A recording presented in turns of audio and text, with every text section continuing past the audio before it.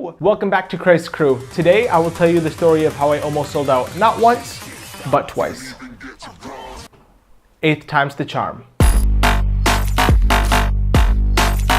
Ever since observing the Christian music industry since late 2014, I've noticed a growing number of artists compromising their songs' messages, whether it's mentioning God or Jesus less in their songs, or if they collaborate with artists that are anything but religious. Conversely, most of the religious conferences that I attend have speakers who talk about waiting to have sex until marriage, only having alcohol once you're of a legal and responsible age, and not doing drugs. And while these are great conferences to have with the youth, I honestly find these struggles to be below me. One thing you might want to know about me is that I'm a bit socially secluded. I would like to think it's mostly by choice. I guess don't open up as much as other people do. I'm not shy meanwhile, but when it comes to making a friendly bond with people, I'm very, very particular. So I guess this identifies two types of Christians: those who become famous and then unfortunately sell out a bit, and then those who are not famous, but then they struggle with temptations that I sort of find below me. But at a recent conference I attended, Leah Darrow was a speaker, and she told us our story of how she was previously an America's Next Top Model contestant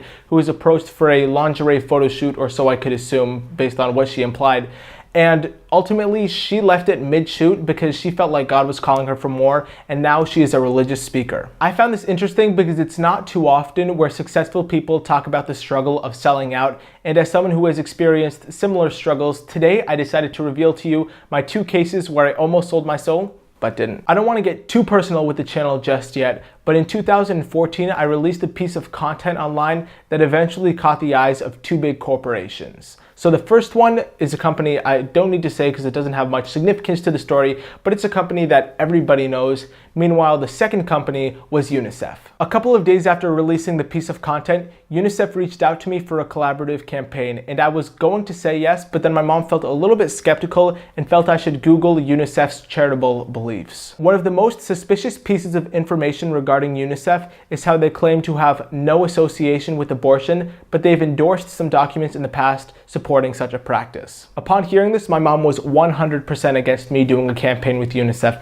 She practically called me evil if I were to do it. Meanwhile, my dad was a little more chill about it. He understood that UNICEF does so much more good for the world than harm, that this one piece of information regarding the fact that they might possibly support abortion, but there was no guarantee on it, he understood that if I take it, it would be with fair reasons. With their opinions in mind, I ultimately thought to myself, UNICEF's main mission is bettering humanity, and that is not something that can be done with abortion in the picture. Plus, company one took a liking to me despite my religious standpoints, so I had confidence that other companies would reach out to me as my career progressed, and sure enough, they did. The second story of how I almost sold my soul just happened 2 days ago, or at least that's when I decided I was officially halting the project. And I apologize once again for not wanting to get too specific with this story, but it's going to be a little bit vague for that reason. I apologize for being that guy. Outside of Christ Crew, I have a skill set and position where I could have possibly got Team 10's attention for a project that would be killer on my resume. As clarification for the older viewers of this channel,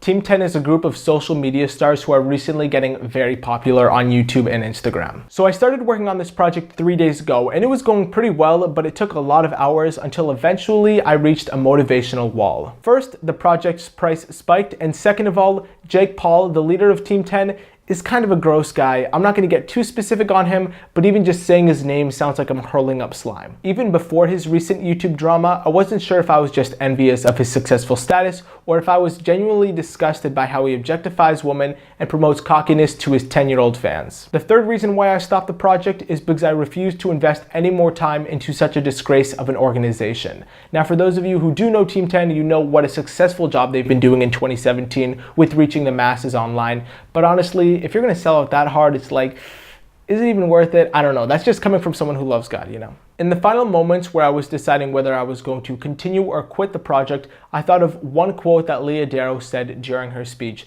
Specifically, when she was doing her photo shoot, she recalled God saying to her, "I made you for so much more." And upon thinking of that, that was enough for me to close my laptop and stop working on the project. I hope you enjoyed a message beyond avoiding the typical temptations of youth and addictions in general, and know that you can overcome those vices and reject other ones as they arise with worldly success. I will answer all of your questions in the comments, even if I'm vague because I do not want to divulge too much, and join the crew. Woo!